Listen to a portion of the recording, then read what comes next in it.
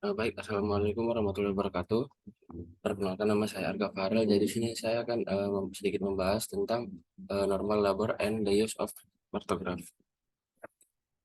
Uh, Labor assessment, physical examination, and vaginal examination. Mostly physical examination, terus vital sign, general examination itu head to toe, and then Leopold 1 sampai 4. Lalu ada vaginal examination or vaginal torture. Yang pertama ada cervix, lalu fetal part, lalu ada amniotic membran, kemudian ada clinical pelvimetry. Nah, jadi pada VT ini kita bisa melihat cervix itu untuk menentukan arah, kemudian konsistensi si cervixnya ini kenyal, medium ataupun lunak. Kemudian pembukaan ini bisa berkisaran jaraknya 1 sampai dengan 10 cm. Kemudian ada bagian terbawah janin. Nah, di sini kita dapat menentukan kepala itu arah arah UUK atau batas turun kepala. Kemudian pada bokong itu terdapat sakrum, kemudian letak muka ataupun dahi. Lalu pada penilaian VT ini kita juga menilai penilaian selaput ketuban, di mana yang pertama itu ada utuh ataupun sudah pecah. Kemudian warna air ketuban itu jernih ataupun hijauan. Kemudian ada adekuasi panggul. Ini dapat menentukan untuk promontorium, spina ischiadica, kemudian ada osakrum dan sosigeus. Berikut adalah gambar ketika kita cara melakukan vaginal torture. Nah, jadi untuk definisinya, jadi persalinan ini di mana di mana bayi, plasenta dan selaput ketuban keluar dari rahim ibu. Dianggap normal apabila usia kehamilan cukup bulan, yaitu setelah 37 minggu tanpa disertai adanya penyakit. Lalu persalinan ini dimulai atau infartu pada saat uterus berkontraksi dengan perubahan pada serviks atau membuka dan menipis, disertai bloody show dan diikuti dengan lahirnya plasenta secara lengkap. Kemudian ada fase-fase proses persalinan. Yang pertama itu ada kala 1, jadi yang kala satunya adalah pematangan dan pembukaan serviks sampai lengkap atau kala pembukaan. Ini ada fase laten dan kemudian ada fase aktif. Nah, untuk kala 2 ini ada pengeluaran si bayi, untuk kala 3 ini ada pengeluaran uri, dan kala 4 ini observasi pasca persalinan. Nah, pada kala 1 ini fase laten pembukaan sampai mencapai 4 cm berlangsung lebih kurang dari 8 jam. Kemudian ada fase aktif, jadi ini pembukaan dari 4 cm sampai lengkap, terdiri dari fase akselerasi itu kurang lebih 2 jam. Kemudian ada fase dilatasi maksimal kurang lebih 2 jam. Kemudian ada deselerasi, nah ini ditentukan juga dengan lebih kurang 2 jam. Nah, pada kala 1 ini peristiwa penting pada kala 1, pertama keluar lendir atau darah, yaitu atau bisa disebut dengan bloody show. Ini lepasnya muncul plak, terbukanya vaskular pembuluh darah, serviks, dan pergeseran antara selaput ketuban dengan dinding dalam uterus. Lalu ada peristiwa ostium uteri internum dan externum terbuka. Ini pada serviks menipis dan mendatar. Kemudian selaput ketuban dapat pecah spontan, dan pada gritimi gravida kurang lebih 20 jam, pada multigravida kurang lebih 14 jam. Berikut adalah gambar dari yang tadi saya jelaskan. Ini juga gambaran pada pemeriksaan dalam. Nah, di sini kita bisa melihat gambar pemeriksaan dalam itu dengan 1 jari, kemudian 2 jari, kemudian ada dia 3 jari, dan yang terakhir itu ada 4 jari apabila ukuran itu 7,5 cm. Berikut adalah gambaran effacement and dilatation, multipara and nullipara. Nah, jadi ini adalah gambaran dari locating sagittal suture and fontanelle. Nah, jadi pada kala 2 ini dimulai apabila pembukaan serviks telah lengkap. Lalu dia berakhir saat bayi telah lahir dan lengkap. Nah, lalu ada his menjadi lebih kuat, lebih sering, lebih lama, sangat kuat. Selaput ketuban mungkin juga pecah spontan pada awal kala 2. Nah, peristiwa yang penting di kala 2 ini ada bagian terbawah janin turun hingga dasar panggul, kemudian ibu timbul perasaan ingin mengedan yang makin berat, kemudian perineum meregang dan anus membuka, lalu kepala dilahirkan lebih dahulu dengan suboksiput di bawah si pipis. Selanjutnya dilahirkan badan dan anggota badan. Lalu ada mungkin diperlukan episiotomi, dan yang terakhir ada pada primi kurang lebih 1,5 jam, pada multi kurang lebih setengah jam. Berikut adalah gambarannya. Ini juga. Lalu ada kala 3, jadi ini dimulai pada saat bayi lahir telah lengkap, kemudian berakhir apabila lahirnya plasenta. Nah, jadi lepasnya plasenta dari insersinya, mungkin dari sentra atau sulzi, sulzi ditandai perdarahan baru, atau dari tepi atau marginal, kemudian akan tidak disertainya perdarahan. Nah, jadi pada keadaan normal, kontraksi uterus bertambah keras, fundus tinggi pusat, plasenta lepas 5 sampai dengan 15 menit setelah bayi lahir. Berikut adalah gambaran dari kala 3. Nah, jadi pada kala 4 ini kita melakukan observasi hingga 2 jam postpartum. Kemudian hal-hal yang diperhatikan itu ada vital sign ibu dalam batas normal, kemudian kontraksi uterusnya baik, lalu ada perdarahan per vaginam kurang dari 500 cc, lalu plasenta dan selaput ketuban harus sudah lahir lengkap. Lalu kandung kemih harus kosong, kemudian luka-luka di perineum harus dirawat, dan resiko keadaan ibu dan janin. Nah, untuk partograf, jadi ini ada alat bantu yang digunakan selama persalinan. Kemudian mencatat hasil observasi dan kemajuan kami persalinan. Kemudian mendeteksi apakah proses persalinan berjalan secara normal atau tidak. Kemudian dimulai dari fase aktif ketika pembukaan serviks 4 cm. Ini digunakan di semua tempat pelayanan persalinan, yaitu contohnya ada rumah, puskesmas, klinik bidan swasta, dan rumah sakit. Nah, kemudian partograf ini digunakan juga oleh semua orang sebagai penolong persalinan yang memberikan asuhan kepada ibu selama persalinan dan kelahiran, atau spesialis obstetri dan ginekologi, bidan, dokter umum, residen, dan mahasiswa kedokteran. Nah, untuk partograf ini informasi tentang ibu itu ada nama, umur, gravida, para abortus, kemudian ada nomor catatan medik atau nomor puskesmas. Kemudian ada tanggal dan mulai dirawatnya si ibu. Kemudian kondisi janin, yang pertama ada DJJ atau denyut jantung janin, kemudian warna dan ada tidaknya air ketuban, dan penyusupan atau molase kepala janin. Nah, jadi kita di partograf ini bisa menilai juga kemajuan persalinan. Yang pertama ada pembukaan serviks, penurunan bagian terbawah janin atau presentasi janin, lalu garis waspada dan garis bertindak. Kemudian ada jam dan waktu. Jadi di sini kita bisa melihat waktu mulanya fase aktif persalinan, kemudian waktu aktual saat pemeriksaan atau penilaian. Lalu ada kontraksi uterus. Jadi di sini frekuensi dan lamanya si dari sini berkontraksi. Kemudian ada obat-obatan dan cairan yang diberikan, itu ada oksitosin. Kemudian obat-obatan lainnya dan cairan kalau 1 dan 4 yang diberikan. Kemudian ada kondisi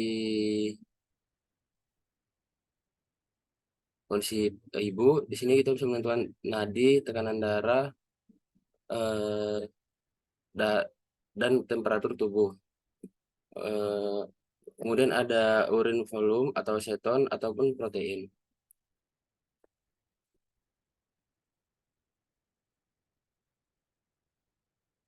Kemudian di sini ada kondisi janin. Jadi di sini dinilai dan tercatat di jantung janin setiap 30 menit atau lebih sering jika ada tanda-tanda gawat janin. Kemudian setiap kotak pada bagian menunjukkan waktu 30 menit. Skala angka di bawah kolom kiri menunjukkan DJJ. Kemudian catat DJJ dengan memberikan tanda titik pada garis yang sesuai dengan angka yang menunjukkan DJJ. Kemudian hubungkan titik yang satu dengan titik lainnya dengan garis titik terputus seperti contoh gambar di bawah. Kemudian kondisi janin ini dinilai air ketuban setiap kali dilakukan pemeriksaan dan nilai warna air ketuban. Kemudian jika selaput ketuban pecah, catat temuan-temuan dan dalam kotak dengan menggunakan lambing. Bisa disingkat dengan UJMDK. U-nya itu ketuban utuh, lalu J-nya ketuban sudah pecah dan air ketuban jernih. Lalu M-nya itu ada ketuban sudah pecah dan air ketuban bercampur mekonium. Kemudian ketuban sudah pecah dan air ketuban bercampur darah. Nah, yang terakhir itu ada ketuban sudah pecah dan tidak ada air ketuban ataupun kering. Lalu ada molase, jadi ini penyusupan tulang kepala janin. Jadi setiap kali melakukan pemeriksaan dalam, nilai penyusupan kepala janin, catat temuan kotak yang sesuai dengan di bawah lajur air ketuban. Gunakan lama-lama sebagai berikut. eh, Lambangnya itu ada 01, 1, 2, dan 3. Nah, untuk yang 0 ini tulang-tulang kepala janin terpisah, sutura dengan mudah dapat dipalpasi. Kemudian tulang-tulang kepala janin hanya saling bersentuhan, lalu tulang-tulang kepala janin saling tumpang tindih, tapi masih dapat dipisahkan. Kemudian tulang-tulang kepala janin tumpang tindih dan tidak dapat dipisahkan. Nah, pada kondisi janin, pas pembukaan serviks, nilai dan catat pembukaan serviks sedap 4 jam atau lebih sering dilakukan jika ada tanda-tanda penyulit. Saat ibu berada dalam fase aktif persalinan, eh, catat pada partograf hasil temuan setiap pemeriksaan. Tanda X harus ditulis di garis waktu yang sesuai dengan lajur besarnya pembukaan serviks. Beri tanda untuk temuan-temuan dari pemeriksaan dalam yang dilakukan pertama kali selama masa fase aktif persalinan di garis waspada. Hubungan tanda X dari setiap pemeriksaan dengan garis utuh. Kemudian ada penurunan kepala janin diukur secara palpasi bimanual, diukur seberapa jauh dari tepi sempipis pubis, dibagi menjadi 5 kategori dengan simbol 5/5 sampai 0,5. Ini ada simbol 5/5 ini menyatakan bahwa bagian kepala janin belum memasuki tepi atas simpipis pubis, sedangkan simbol 0,5 ini menyatakan bahwa bagian kepala janin sudah tidak dapat dipalpasi di atas simpipis pubis. Nah, kemudian memberikan tanda O, 0 pada garis waktu yang sesuai. Kemudian hubungan tanda 0 dari setiap pemeriksaan dengan garis terputus seperti contoh yang ada di gambar di bawah. Kemudian ada garis waspada dan garis bertindak. Jadi garis waspada ini dimulai pada pembukaan serviks 4 cm dan berakhir pada titik di mana pembukaan lengkap diharapkan terjadi jika laju pembukaan 1 cm per jam. Kemudian catatan selama fase aktif persalinan harus dimulai di garis waspada. Kemudian jika pembukaan serviks mengarah ke sebelah kanan garis waspada atau pembukaan kurang dari 1 cm per jam, maka harus dipertimbangkan pula adanya tindakan intervensi yang diperlukan. Misalnya amniotomi, infus oksitosin, atau persiapan rujukan ke rumah sakit atau puskesmas yang mampu menangani penyulit gawat darurat obstetrik. Kemudian jika pembukaan serviks berada di sebelah kanan garis bertindak, maka tindakan untuk menyelesaikan persalinan harus dilakukan. Kemudian ada kontraksi uterus, jadi nyatakan jumlah kontraksi yang terjadi dalam waktu 10 menit dengan mengisi angka pada kotak yang sesuai. Sebagai contoh, jika ibu mengalami 3 kali kontraksi dalam waktu 1 kali 10 menit, isi 3 kotak seperti gambar yang ada di bawah ini.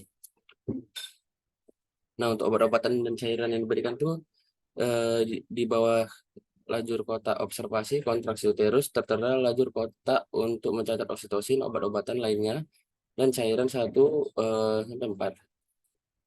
Untuk obat yang diberikan itu ada oksitosin. Jadi jika tetesan atau drip oksitosin sudah dimulai, dokumentasikan setiap 30 menit unit oksitosin yang diberikan per volume cairan dan dalam satuan tetesan per menit. Kemudian obat-obatan lainnya dan cairan.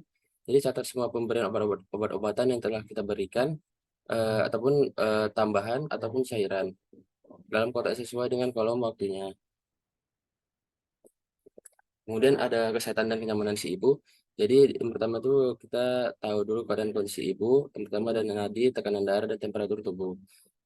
Berikut nilai dan catat nadi ibu setiap 30 menit selama fase aktif persalinan atau lebih sering jika dicurigai ada penyulit. Kemudian ada beri tanda titik pada kolom waktu yang sesuai. Lalu nilai dan catat tekanan darah ibu setiap 4 jam selama fase aktif persalinan atau lebih sering jika dianggap adanya penyulit. Kemudian nilai dan catat temperatur tubuh ibu atau lebih sering jika meningkat atau dianggap adanya infeksi setiap 2 jam dan catat temperatur tubuh dalam kotak yang sesuai. Kemudian ada volume urin, protein atau aseton. Yang pertama ada, jadi tentukan ukur dan catat jumlah produksi urin ibu sedikitnya setiap 2 jam atau setiap kali ibu berkemih. Kemudian jika memungkinkan saat ibu berkemih lakukan pemeriksaan adanya aseton. Kemudian ada, ataupun protein dalam urin.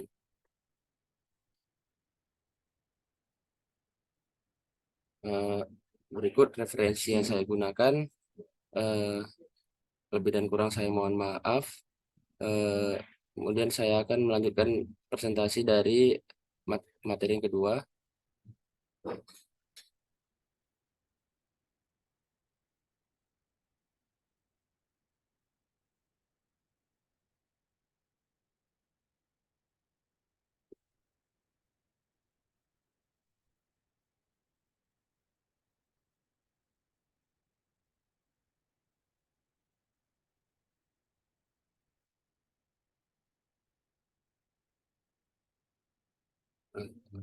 Baik, di sini saya akan membahas tentang update update in ABC Management in Emergency Setting.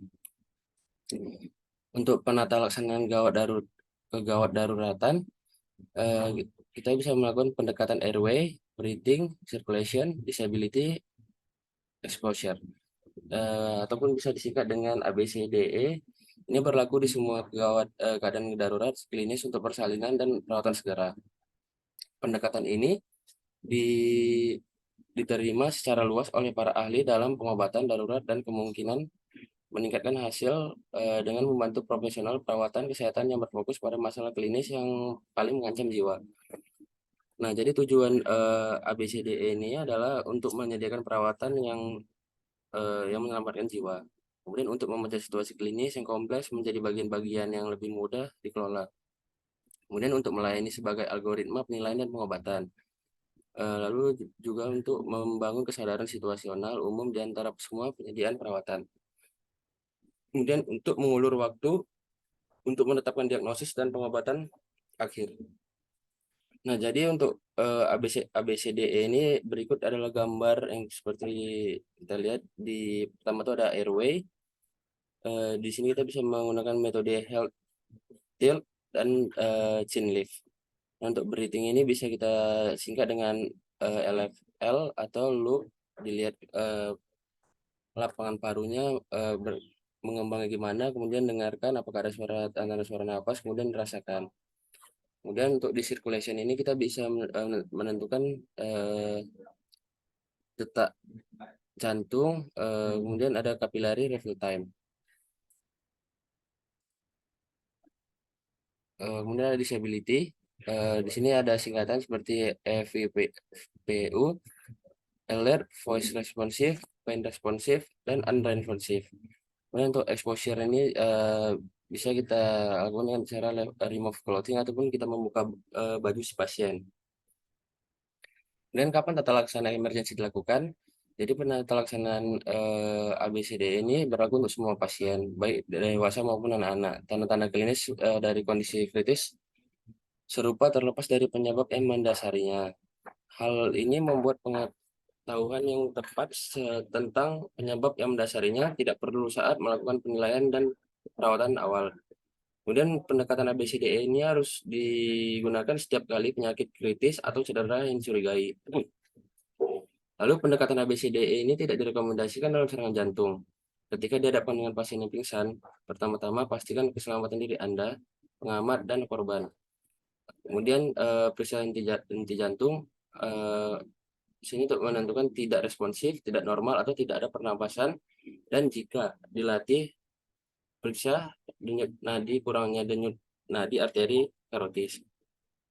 Nah, jika korban dalam serangan jantung, hubungi bantuan dan resusitasi kardiopulmoner sesuai dengan doman.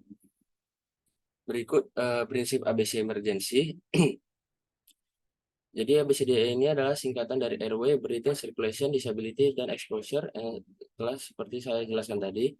Pertama, masalah jalan napas yang mengancam jiwa dinilai dan diobati. Kedua, masalah pernapasan yang mengancam jiwa dinilai, diobati, dan sebagainya.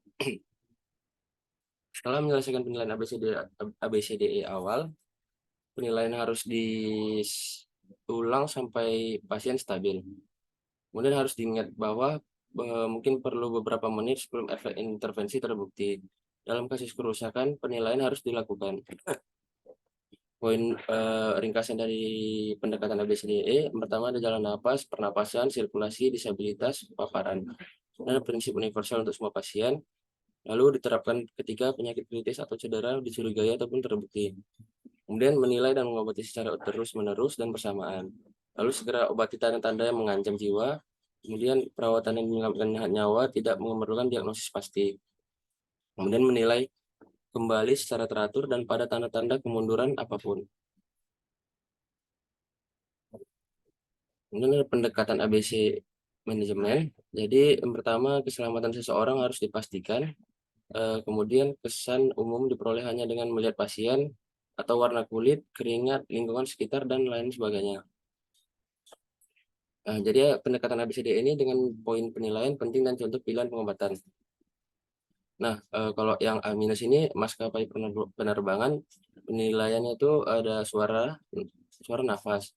Kemudian untuk perawatan ini dilakukan dengan cara miringkan kepala ke kiri dan mengangkat dagu. Kemudian untuk yang B minus ini, untuk penilaiannya laju pernapasan 12 sampai 20 menit selama dengan satu siklus. Dengan kemudian gerakan dinding dada, perkusi dada, auskultasi paru, ataupun pulse oximetri 97% sampai dengan 100%. Nah, untuk perawatannya itu tempat duduk dengan nyaman, menyelamatkan nafas, obat yang dihirup, ventilasi, masker, tas, dekompresi, ketegangan, pneumotoraks. Nah, untuk NC minus ini ada circulation. Untuk penilaiannya itu ada penilaian warna kulit, apakah dia berkeringat atau tidak. Kemudian waktu isi ulang kapiler kurang lebih dari 2 detik.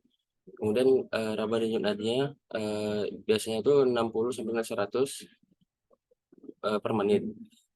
Kemudian auskultasi jantung, tekanan darah, biasanya ini sistoliknya itu 100 sampai dengan 140 mm reksa. Kemudian pemantauan elektrokardiografi. Nah, untuk perawatannya itu ada berhenti pendarahan, angkat kaki, akses, intravena, masukkan garam. Nah, jadi untuk yang DMINS ini atau disabilitas, untuk penilaiannya tingkat kesadaran, AVPU, peringatan, suara responsif, rasa sakit yang responsif, kemudian yang rasa sakit yang tidak responsif. Nah, untuk perawatannya itu mengobati masalah jalan napas, pernapasan dan sirkulasi, posisi pemulihan, lalu ada glukosa untuk pasien yang hipoglikemi. Lalu ada exposure. Jadi di sini penilaiannya itu gerakan anggota badan, refleks cahaya pupil, glukosa darah, mengekspos kulit, suhu. Nah, untuk perawatan itu perlakukan penyebab yang kita tindakan keluhan yang kita curigai dari penyebabnya tersebut. Nah, untuk AMS-RW ini apakah ada gangguan jalan napas? Jika pasien merespon dengan suara normal, maka jalan napas tidak terganggu. Obstruksi jalan napas bisa sebagian atau lengkap. Tanda-tanda jalan napas yang sebagian terhalang termasuk suara yang berubah, pernapasan ambisi atau misalnya stridor, dan upaya pernapasan yang meningkat dengan jalan napas yang benar-benar terhambat, tidak respirasi meskipun ada upaya besar. Atau yaitu respirasi paradoks atau tanda melihat-melihat. Dan tingkat kesadaran yang berkurang adalah penyebab umum obstruksi jalan nafas sebagian atau lengkap. Dan tanda umum dari obstruksi jalan nafas parsial dalam keadaan tidak sadar adalah mendengkur. Nah, jika memungkinkan, benda asing yang menyebabkan obstruksi jalan nafas harus dihilangkan. Jika terjadi obstruksi jalan nafas yang lengkap, perawatan harus diberikan sesuai dengan pedoman saat ini. Singkatnya, untuk pasien yang sadar memberikan 5 pukulan panggung bergantian dengan 5 dorongan perut sampai obstruksi lega. Nah, jika korban tidak sadarkan diri, hubungi bantuan dan mulai resusitasi kardiopulmoner sesuai dengan pedoman. Berikut adalah cara RW yang dilakukan untuk menentukan pernapasan. Kemudian untuk breathing, apakah pernapasannya cukup? Laju pernapasan, memeriksa gerakan dinding toraks untuk simetri dan penggunaan otot pernapasan tambahan, dan perkusi dada untuk tumpul atau resonansi unilateral. Jika stetoskop tersedia, auskultasi paru yang harus dilakukan, dan jika mungkin oximeter pulsa harus diterapkan. Jika pernapasan tidak mencukupi, ventilasi yang dibantu harus dilakukan dengan memberikan nafas penyelamatan dengan atau tanpa perangkat penghalang. Nah, untuk sirkulasi ini, apakah sirkulasi cukup? Di sini pemeriksaan kulit memberikan petunjuk untuk masalah peredaran darah, perubahan warna, berkeringat, dan penurunan tingkat kesadaran adalah tanda-tanda penurunan perkusi. Jika stetoskop tersedia, auskultasi jantung harus dilakukan. Pemantauan elektrokardiografi dan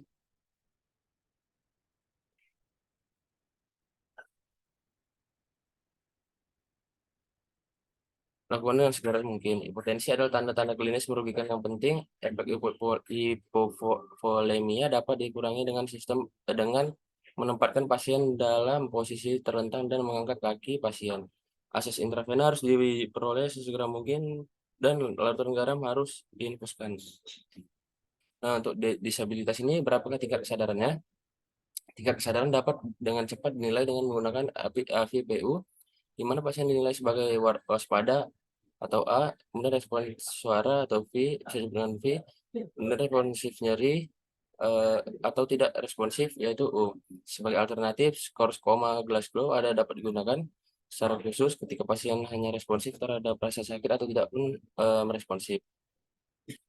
Patensi jalan napas harus dilakukan dengan menempatkan pasien dalam posisi pemulihan dan memanggil personel yang memenuhi syarat untuk mengamankan jalan nafas.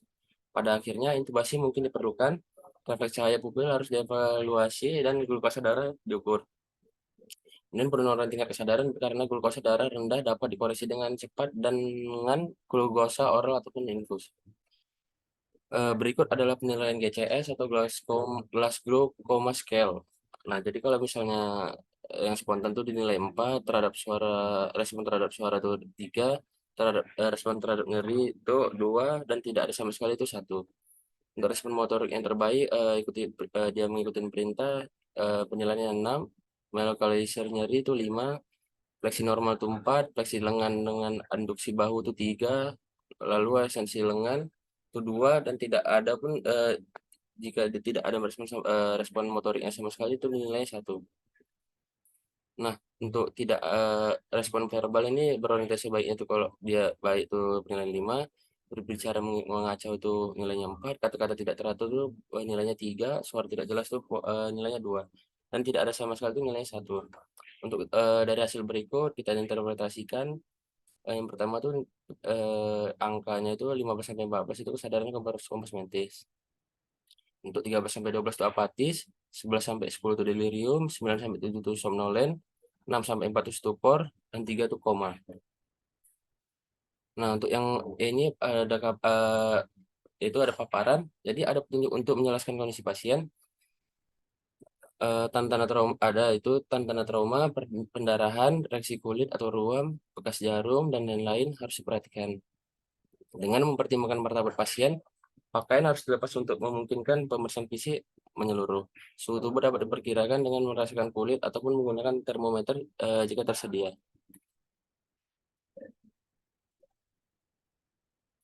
Eh, Baik, terima kasih. Materi ini sudah selesai saya lakukan presentasikan, dan saya akan melakukan eh, presentasi judul yang ketiga.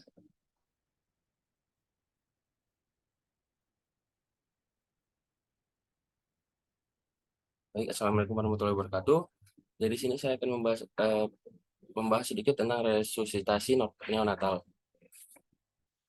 Nah, jadi resusitasi neonatus kondisi ketika komplikasi bawaan dan faktor ibu dapat menambah kesulitan dalam menyadarkan neonatus. Pada pasien yang mengalami kecelakaan, penyebab serangan jantung yang sudah dikenal harus dipertimbangkan dan diobati jika ada. Ini termasuk trauma, tamponade, pneumotoraks, dan shock karena kehilangan darah atau infeksi. Pada anak-anak, kardiomiopati dan miokarditis juga harus dimasukkan dalam diferensial karena gejala sebelumnya mungkin tidak diperhatikan. gangguan metabolisme sekunder akibat proses penyakit internal, seperti sepsis atau konsumsi toksik, dapat menyebabkan aritmia. Dalam kasus ini, koreksi penyebab yang mendasari harus harus ditangani selain CPR.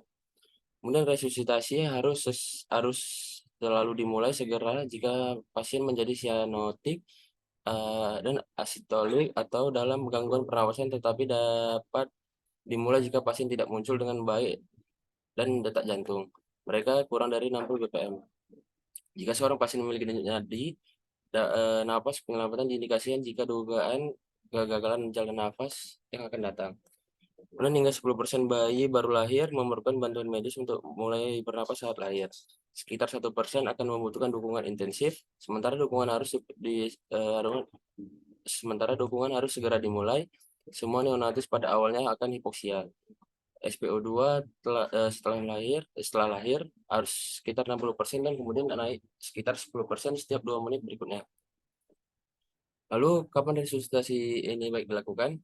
Jadi meskipun ada dorongan naluriah untuk melakukan segalanya dalam kekuatan seseorang untuk menyelamatkan nyawa seorang anak, pada bayi baru lahir dan bayi yang menderita malformasi, bawaan atau penyakit yang secara signifikan menurunkan harapan hidup ataupun kualitas hidup, dianggap masuk akal untuk menahan tindakan resusitasi. Ini termasuk prematuritas yang signifikan. Kemudian pada anak-anak, tidak ada batas waktu yang direkomendasikan untuk membahas berakhirnya resusitasi. Namun pada neonatus, penelitian belum mengevaluasi tingkat kelangsungan hidup yang signifikan melebihi 20 menit.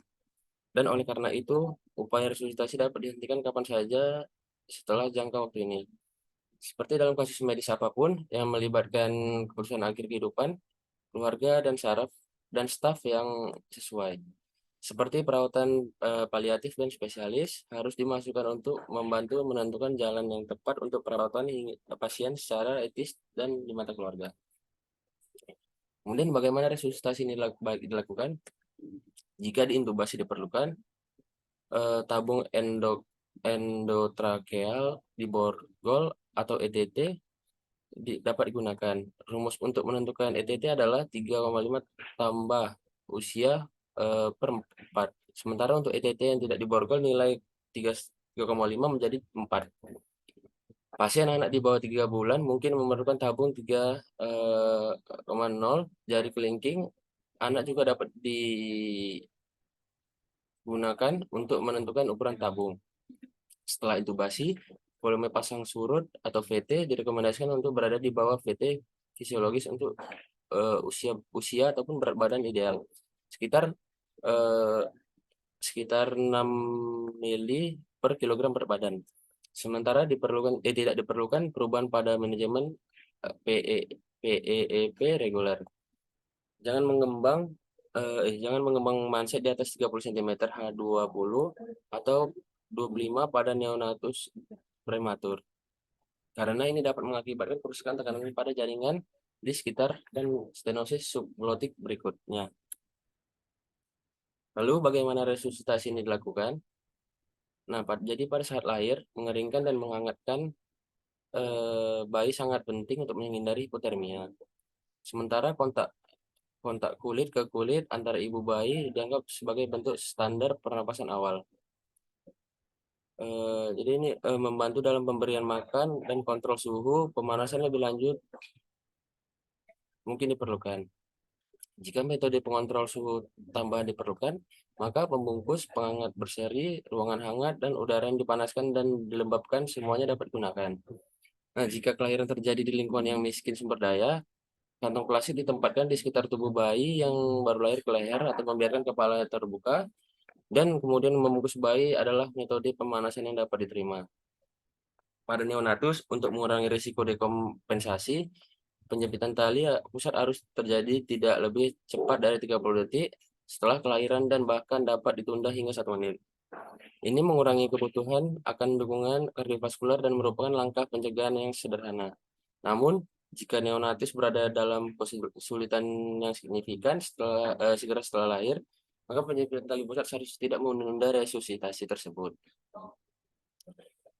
Lalu bagaimana jika saturasi oksigen tidak membaik?